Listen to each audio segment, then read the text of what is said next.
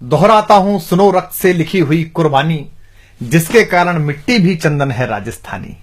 इतिहास में एक प्रसंग है कि पहली बात तो किसी के 2 घंटे की फिल्म बना देने से, किसकी एक कहानी लिख देने से, किसके कुछ अंश कर देने से जो राजस्थान का, राजपुताने का जो गौरवशाली इतिहास है, उसकी एक कण भी प्रभावित नहीं हो सकती, बशर्ते कि हम सही इतिहास पीढ़ियों को बताते रहें। तो मुझे अब स्मरण आ रही है, मैं आप लोगों को सुना देता हूं।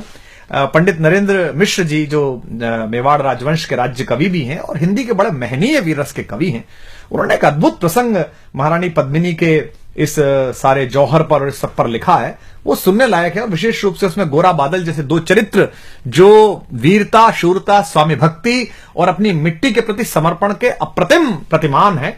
अद्भुत कविता है, मुझे स्मरण है तो मैं आपको सुनाता हूं कि दोहराता हूं सुनो रक्त से लिखी हुई कुर्बानी, जिसके कारण मिट्टी भी चंदन है राजस्थानी। रावल रत्न सिंह को छल से कैद किया खिलजी ने।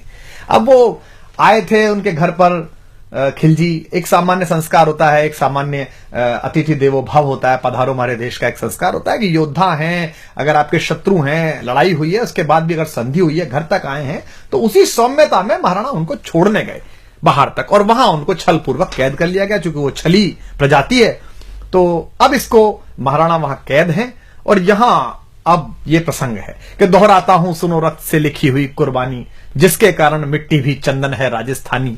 रावल रत्न सिंह को छल से कैद किया खिलजी ने, कालजयी मित्रों से मिलकर दगा किया खिलजी ने। खिलजी का चित्तौड़ दुर्ग में एक संदेशा आया, जिसको सुनकर शक्त शौर्य पर फिर अंधियारा छाया। 10 दिन के भीतर न पद्मिनी का डोला यदि आया, यदि न रूप की रानी को तुमने दिल्ली पहुंचाया, तो फिर राणा रत्न सिंह का शीश कटा पाओगे और शाही शर्त न मानी तो फिर पीछे पछताओगे। अब ये एक संदेश आता है चित्तौड़ के किले में, तो पूरे किले में बड़ी अफरा तफरी मच जाती है कि महाराणा पहले ही नहीं है और अब ये नया हमारे पर क्या आ गया। तो यह दारुण संवाद लहर सा तोड़ गया रण भर में, यह बिजली की तरह क्षितिज से फैल गया अंबर में। महारानी हिल गई, शक्ति का सिंहासन डोला था सतीत्व मजबूर जुल्म विजयी स्वर में बोला था। रुष्ट हुए बैठे थे सेनापति गोरा रणधीर, जिनसे रण में भय खाती थी खिलजी की शमशीर। महाराणा के एक अद्भुत सेनापति थे, अद्भुत योद्धा थे, जिनसे पूरा खिलजी वंश और सारे आतताई डरते थे। सेनापति गोरा और उनके भतीजे थे बादल, जो वीरता के अप्रतिम प्रतिमान है, जैसा मैंने कहा। तो जब ये प्रसंग तय हुआ कि महारानी पद्मिनी को शीशे में दिखा दिया जाएगा और ये सब हुआ, इतिहास में ये प्रसंग है और नरेंद्र मिश्र जी ने अपनी कविता में लिखा है, तो इस बात पर वो नाराज हो गए। उन्होंने कहा कि मैं सेनापति हूं, मेरा बोलने का अधिकार नहीं, पर यह संभव नहीं है, कोई व्यक्ति ऐसे भी क्यों देखे। तो राणा रतन सिंह ने सुनते हैं कहा है कि तुम राजनीति नहीं जानते हो, हर समय तलवार निकाल लेते हो, चलो। तो वो नाराज हो गए और वो किला छोड़कर चले गए। तो ये था कि जिससे रण में भय खाती थी खिलजी की शमशीर, रुष्ट हुए बैठे थे सेनापति गोरा रणधीर, अन्य अनेकों मेवाड़ी योद्धागढ़ छोड़ गए थे, रत्न सिंह की संधि नीति से नाता तोड़ गए थे। पर रानी ने प्रथम वीर गोरा को खोज निकाला, वन वन भटक रहा था मन में तिरस्कार की ज्वाला। यह लोकश्रुति है कि महारानी स्वयं घोड़े पर सवार होकर अपनी अंगरक्षिकाओं को लेकर, कोई विश्वस्त साथियों को लेकर जंगल जंगल गई और एक जगह पर उन्हें एक पेड़ के नीचे सेनापति गोरा तलवार लिए मिल गए। तो वहां उनसे उन्होंने बात की। पर रानी ने प्रथम वीर गोरा को खोज निकाला, वन वन भटक रहा था मन में तिरस्कार की ज्वाला। गोरा से पद्मिनी ने खिलजी का पैगाम सुनाया, गोरा को पद्मिनी ने खिलजी का पैगाम सुनाया, मगर वीरता का अपमानित ज्वार नहीं मिट पाया।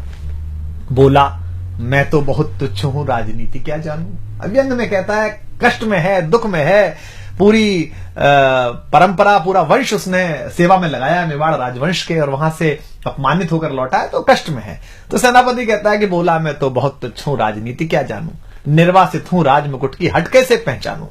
बोली पद्मिनी समय नहीं है वीर क्रोध करने का, अगर धरा की आन मिट गई घाव नहीं भरने का। दिल्ली गई पद्मिनी तो फिर पीछे पछताओगे, जीते जी रजपूती कुल को दाग लगा जाओगे। राणा ने जो किया कहा वह माफ करो सेनानी, यह कह गोरा के चरणों पर झुकी पद्मिनी रानी। अब पद्मिनी, महारानी पद्मिनी, मेवाड़ राजवंश की आभा, मेवाड़ राजवंश की ज्योति, वो सेनापति को प्रणाम कर रही है चरणों में झुक के। ये क्या दृश्य है, ये क्या करती हो गोरा, पीछे हट बोला। और रजपूती गरिमा का फिर धधक उठा था शोला। महारानी हो तुम सिसोदिया कुल की जगदम्बा हो, प्राण प्रतिष्ठा एक लिंग की ज्योति अग्निगंधा हो। इन शब्दों से सम्मानित कर रहा है महारानी को। वो उस समय कैसी स्थिति रही होगी महारानी की कि पति कैद में है, जहां जंगल में हूं, लेकिन वो उनको बता रहा है कि आप कौन हो। महारानी हो तुम सिसोदिया कुल की जगदम्बा हो, प्राण प्रतिष्ठा एक लिंग की ज्योति अग्निगंधा हो, जब तक गोरा के कंधे पर दुर्जय शीश रहेगा। और यह प्रतिज्ञा भारतीय इतिहास में देखिए तो पितामह भीष्म ने जो कहा था कि आई हुई मृत्यु से कहा अजय भीष्म ने, योग नहीं जाने का अभी ऐसे जानकर, और जो मृत्यु है वो कोने में हाथ जोड़कर खड़ी रही कि अभी भीष्म नहीं जाएंगे, जब सूर्य दूसरी दिशा में चले जाएंगे तब जाएंगे। लेकिन ये दूसरी बार हो रहा है कि मृत्यु से वो कह रहे, कहते हैं कि जब तक गोरा के कंधे पर दुर्जय शीश रहेगा, महाकाल से भी राणा का मस्तक नहीं कटेगा। तुम निश्चिंत रहो महलों में देखो समर भवानी, और खिलजी देखेगा केसरिया तलवारों का पानी। खिलजी देखेगा केसरिया तलवारों का पानी। राणा के सकुशल आने तक गोरा नहीं मरेगा, एक पहर तक सिर कटने पर भी धड़ युद्ध करेगा। एक लिंग की शपथ, महाराणा वापस आएंगे, महाप्रलय के घोर प्रबंजन भी न रोक पाएंगे। शब्द शब्द मेवाड़ी सेनापति का था तूफानी, और शंकर के डमरू में जैसे जागी वीर भवानी, जिसके कारण मिट्टी भी चंदन है राजस्थानी। दोहराता हूं सुनो रक्त से लिखी हुई कुर्बानी। अब ये शक्ति, शौर्य और कूटनीति और सजगता का एक अद्भुत तालमेल है और ऐतिहासिक प्रसंग है कि किस तरीके से बुद्धि का प्रयोग किया है, शक्ति का प्रयोग किया है, शालीनता का प्रयोग किया है, अपनी स्वामी भक्ति का प्रयोग किया है, अपनी मनुष्यता का प्रयोग किया है, और इन सबको मिलाकर इतिहास का एक ऐसा गुलदस्ता बना दिया है जो शायद विश्व के इतिहास में कहीं नहीं मिलता। तो जिसके कारण मिट्टी भी चंदन है राजस्थानी। तो लिखते हैं नरेंद्र मिश्र जी के, खिलजी मचला था पानी में आग लगा देने को, पर पानी प्यासा बैठा था ज्वाला पी लेने को। गोरा का आदेश हुआ सज गए 700 डोले, योजना बनी कि भाई आएंगे पद्मिनी, चलो ठीक है। अब कैसे आएंगी? तो 700 डोले सजाए गए, हर डोले में एक मेवाड़ी वीर बैठा, 4 कहार, 5 लोगों की एक पालकी, और अपने 700 सहेलियों के साथ आएंगी। तुरंत तैयार हो गया खिलजी के, ये तो बहुत अच्छा है, ऐसा इतिहास में है और वो भी लिखते हैं। तो अब किस तरीके से इसको किया है, इस पूरे प्रसंग को देखिए कि गोरा का आदेश हुआ सज गए 700 डोले, और बांकुरे बादल से गोरा सेनापति बोले खबर भेज दो, खिलजी पर पद्मिनी स्वयं आती है, अन्य 700 सखियां भी वो संग लिए आती है। स्वयं पद्मिनी ने बादल का कुमकुम तिलक किया था, दिल पर पत्थर रखकर भीगी आंखों से विदा किया था। एक युवा तेजस्वी योद्धा और मातृवत मां पद्मिनी ने जब उसे विदा किया होगा, दृश्य देखिए। और 700 सैनिक जो यम से भी भिड़ सकते थे, हर सैनिक सेनापति था, लाखों से लड़ सकते थे, एक एक कर बैठ गए, सज गई डोलियां पल में, मर मिटने की होड़ लग गई मेवाड़ी दल में, मर मिटने की होड़ लग गई थी मेवाड़ी दल में। हर डोली में एक वीर था, 4 उठाने वाले, पांचों ही शंकर के गण की तरह समर मत वाले, पांचों ही अपने आप में अद्भुत थे। बजा कूच शंख सैनिकों ने जयकारी लगाई, हर हर महादेव की ध्वनि से दशों दिशा लहराई। गोरा बादल के अंतस में जगी ज्योति की रेखा, मातृभूमि चित्तौड़ दुर्ग की ओर फिर जी भर कर देखा, मातृभूमि चित्तौड़ दुर्ग को फिर जी भर कर देखा। कर अंतिम प्रणाम घोड़ों पर चढ़े सुभग अभिमानी, उन्हें पता है कि वो जहां जा रहे हैं वहां से जीवित वापस आना बहुत मुश्किल है। कर अंतिम प्रणाम घोड़ों पर चढ़े सुभट अभिमानी, देशभक्ति की निकल पड़े लिखने को अमर कहानी, जिसके कारण मिट्टी भी चंदन है राजस्थानी। दोहराता हूं सुनो रक्त से लिखी हुई कुर्बानी। जा पहुंचे डोलियां एक दिन खिलजी की सरहद में, उधर दूत भी जा पहुंचा खिलजी के रंग महल में। बोला शहंशाह पद्मिनी मलिका बनने आई है, रानी अपने साथ हुस्न की कलियां भी लाई है, एक मगर फरियाद फकत उसकी पूरी करवा दो, राणा रतन सिंह से केवल एक बार मिलवा दो। खिलजी उछल पड़ा यह कह फौरन हुक्म दिया था, खिलजी उछल पड़ा यह कह फौरन हुक्म दिया था, बड़े शौक से मिलने का सही फरमान दिया था, बस एक बार भेंट करना चाहती हैं। अब भेंट में क्या था कि महारानी के डोले में कविता कहती है कि एक लोहार बैठा हुआ था और साथ में ये गए थे सेनापति जी, ताकि वो बेड़ियां काट सके। वह शाही फरमान दूत ने गोरा तक पहुंचाया, गोरा झूम उठे क्षण बादल को पास बुलाया, बोले बेटा वक्त आ गया अब कट मरने का, बोले बेटा वक्त आ गया है अब कट मरने का, मातृभूमि मेवाड़ दरा का दूध सफल करने का। यह लोहार पद्मिनी भेष में बंदिग रह जाएगा, केवल 10 डोलियां लिए गोरा पीछे धाएगा, यह बंधन काटेगा हम राणा को मुक्त करेंगे, घुड़सवार कुछ उधर आगे ही तैयार रहेंगे, जैसे ही राणा आए वे सब आंधी बन जाएं और उन्हें चित्तौड़ दुर्ग पर वे सकुशल पहुंचाएं। अब आप तैयारी देखिए कि कितनी कठिन, पूरी सेना खिलजी की और ये चंद लोग, और उसके बाद भी अपने महाराज को, महाराणा को किस तरह मुक्त कराने के लिए क्या संकल्प है कि उन्हें चित्तौड़ दुर्ग तक वे सकुशल पहुंचाएं। अगर भेद खुल गया वीर तो पल की देर न करना, और शाही सेना पहुंचे तो बढ़कर रण करना, और शाही सेना आ पहुंचे तो बढ़कर रण करना। राणा जाए जिधर शत्रु को उधर न बढ़ने देना, और एक यवन को भी उस पथ पर पांव न धरने देना। मेरे लाल लाड़ले बादल आन न जाने पाए, तिल तिल कट मरना मेवाड़ी मान न जाने पाए। ऐसा ही कोगा काका रजपूती अमर रहेगी, बादल की मिट्टी में भी गौरव की गंध रहेगी। क्या तो गोरा है और क्या उसका भतीजा बादल है। ऐसा ही होगा काका, रजपूती अमर रहेगी, बादल की मिट्टी में भी गौरव की गंध रहेगी। तो फिर आ बेटा बादल, सीने से तुझे लगा लूं, हो न सके शायद अब मिलना, अंतिम लाड़ लड़ा लूं। यह कह बाहों में भरकर बादल को गले लगाया। धरती कांप गई, अंबर का अंतस मन भर आया। सावधान कह पुनः बढ़े पथ पर गोरा सेनानी। ऐसा ना हो जाए कमजोर हो जाए, इसने कहा सावधान कह पुनः बढ़े पथ पर गोरा सेनानी। पहुंच लिया झट से मुड़कर बूढ़ी आंखों का पानी, पहुंच लिया झट से मुड़कर बूढ़ी आंखों का पानी। जिसके कारण मिट्टी भी चंदन है राजस्थानी, दोहराता हूं सुनो रक्त से लिखी हुई कुर्बानी। तो अब योजना का क्रियान्वयन देखिए आप कि गोरा की चातुरी चली, राणा के बंधन काटे, छांट छांट कर शाही पहरेदारों के सर काटे।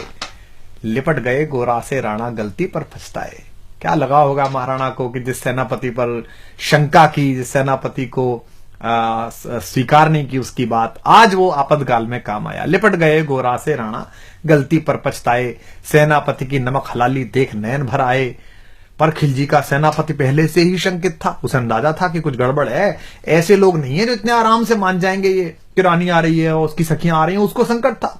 पर खिलजी का सेनापति पहले से ही शंकित था। वह मेवाड़ी चट्टानी वीरों से आतंकित था।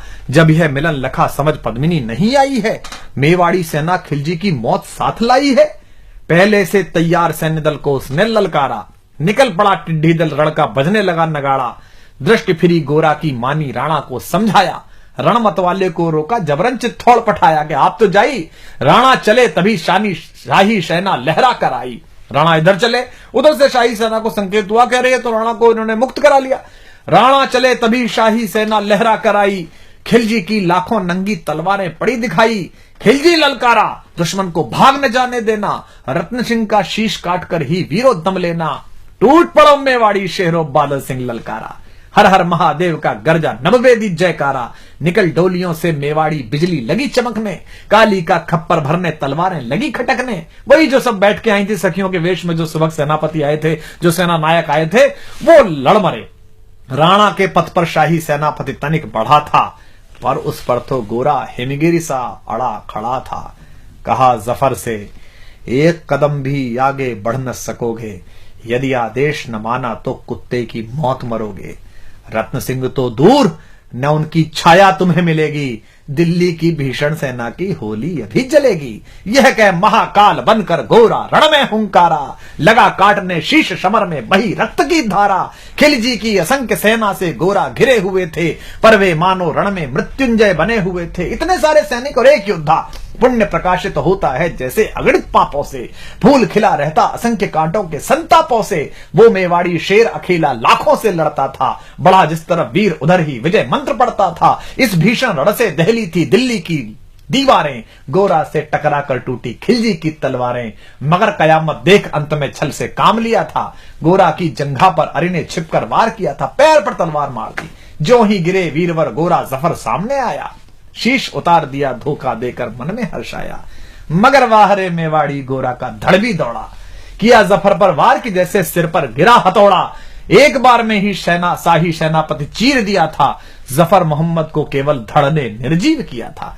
शीश कट गया, उसके बाद भी सेनापति गोरा लड़ रहे हैं, उनका धड़ लड़ रहा है। हमारे बहुत बड़े कवि हैं कुमार शिव, राजस्थान में जज भी रहे। उनकी बहुत प्रसिद्ध गजल की पंक्ति है कि जब उनके शीश समरभूमि में उतरते थे, जब उनके शीश समरभूमि में उतरते थे, वे ऐसे लोग थे जिनके कबंध लड़ते थे। तो उनका कबंध, उनका धड़ लड़ रहा है। जफर मोहब ज्यों ही जफर कटा शाही शहना का साहस लरजा, काका का धड़ लख बादल सिंह महारुद्र सा गरजा। अरे कायरो नीच बांगड़ो छल में रण करते हो, किस बूते पर जवा मर्द बनने का दम भरते हो। यह कहकर बादल उस क्षण बिजली बनकर टूटा था, मानो अंबर से धरती पर अग्निशिरा छूटा था। ज्वालामुखी फटा हो जैसे दरिया हो तूफानी, सदियों दोहराएंगी बादल की रणरंग कहानी। क्या पंडित जी ने क्या उत्तम शब्द इस्तेमाल किया है, सदियों दोहराएंगी बादल की रणरंग कहानी। अरिका भाला लगा पेट में आते निकल पड़ी थी, जख्मी बादल पर लाखों तलवारें खिंची खड़ी थी। कसकर बांध लिया आंतों को केसरिया पगड़ी से, पेट फट गया और पगड़ी उतारी और इस पर बांध ली। रंचक डिगा न वह प्रलयंकर सम्मुख मृत्यु खड़ी से। अब बादल तूफान बन गया शक्ति बनी फौलादी, मानो खप्पर लेकर मैं रण में लड़ती हो आजादी। उधर वीरवर गोरा का धड़ अरिदल काट रहा था, उधर वीरवर गोरा का धड़ अरिदल काट रहा था, और इधर बादल लाशों से भूतल पाट रहा था। आगे पीछे दाएं बाएं जमकर लड़ी लड़ाई, उस क्षण समर भूमि में लाखों बादल पड़े दिखाई। मगर हुआ परिणाम अंत में वही कि जो होना था, उनको तो कण कण अरियों के शोणित में धोना था। मेवाड़ी सीमा में राणा सकुशल पहुंच गए थे, गोरा बादल तिल तिल कट कर रण में खेत रहे थे। एक एक कर मिटे सभी मेवाड़ी वीर सिपाही, रत्न सिंह पर लेकिन रंचक आंच न आने पाई। गोरा बादल के शव पर भारत माता रोई थी। क्या क्या युद्ध है, क्या युद्ध है। गोरा बादल के शव पर भारत माता रोई थी, उसने अपनी दो ज्वलंत प्यारी मणियां खोई थी। धन्य धरा मेवाड़, धन्य गोरा बादल अभिमानी, जिनके बल से रहा पद्मिनी का सतत्व अभिमानी। धन्य धरा मेवाड़, धन्य गोरा बादल बलिदानी, जिनके बल से रहा पद्मिनी का सतत्व अभिमानी। जिनके कारण मिट्टी भी है चंदन राजस्थानी, दोहराता हूं सुनो रक्त से लिखी हुई कुर्बानी। दोहराता हूं सुनो रक्त से लिखी हुई कुर्बानी। अब देखिए रत्न सिंह पर लेकिन रंचक आंच न आने पाई। अगर आप ये प्रसंग अपनी पीढ़ियों को नहीं सुनाएंगे, अगर इस इतिहास की इस व्याख्या को आप अपनी पीढ़ियों तक नहीं पहुंचाएंगे, तो ये जो जमूरे हैं, ये जो जाहिल हैं, जिन्होंने कुछ पढ़ा नहीं है, कुछ जाना नहीं है, मिट्टी से प्रेम नहीं किया है, 19वीं माले पर बैठकर जो इस देश के इतिहास, इस देश की संस्कृति की व्याख्या करते हैं, बंबई में बैठकर या कहीं भी बैठकर, आप फिर इनसे नाराज होंगे। इसलिए ज्यादा आवश्यक है कि इनके प्रति ध्यान देने के बजाय आप अपनी पीढ़ी को, आने वाली पीढ़ियों को ये इतिहास सिखाएं, बलिदान सिखाएं। मैं स्वयं अपने परिवार को लेकर 4-4, 5-5 दिन हल्दी घाटी, गोगुंदा, चावण सब जगह लेकर जाता हूं, बताता हूं, बताया पीढ़ियों को कि ये चावण है, यहां पर अंतिम संस्कार हुआ था उस स्वाधीनता के सबसे बड़े पैरोकार। विश्व भर में अगर अपनी निजी स्वतंत्रता, निजता और स्वाभिमान की अगर किसी को लड़ाई लड़नी हो, तो उसको एक बार कुंभलगढ़ उस दरवाजे पे जाना चाहिए, उस छोटे से कक्ष में जाना चाहिए जहां महाराणा पैदा हुए। तो गोरा बादल के शव पर एक एक कर मिटे सभी मेवाड़ी वीर सिपाही, रत्न सिंह पर लेकिन रंचक आंच न आने पाई। गोरा बादल के शव पर भारत माता रोई थी। क्यों भारत माता क्यों रोई? दो योद्धाओं पर। गोरा बादल के शव पर भारत माता रोई थी, उसने अपनी दो ज्वलंत प्यारी मणियां खोई थी। युद्ध केवल एक राजा को, महाराणा को मुक्त कराने का नहीं था। युद्ध यह था कि हम अपनी सीमा, अपनी जगह पर अपनी निजता और स्वाभिमान के साथ जीते हैं। हम दूसरे की किसी सीमा का अतिक्रमण नहीं कर रहे, दूसरे के स्वाभिमान को हम चुनौती नहीं दे रहे। हमारे घर में आई हुई कोई भी महिला, कोई भी पुरुष हमारे लिए अतिथि है, हम अपने अतिथि के लिए अपने किला कुर्बान कर देते हैं। हटी हमीर को देखा, ये क्या है कि आप किसी के दरवाजे पर जाकर अपनी गुंडाई करेंगे तलवारों के नाम पर? यह युद्ध है स्वाभिमान का कि गोरा बादल के शव पर भारत माता रोई थी, उसने अपनी दो ज्वलंत प्यारी मणियां खोई थी। धन्य धरा मेवाड़, धन्य गोरा बादल अभिमानी। धन्य धरा मेवाड़, धन्य गोरा बादल अभिमानी, जिनके बल से रहा पद्मिनी का सतत्व अभिमानी। जिसके कारण मिट्टी भी चंदन है राजस्थानी, दोहराता हूं सुनो रक्त से लिखी हुई कुर्बानी।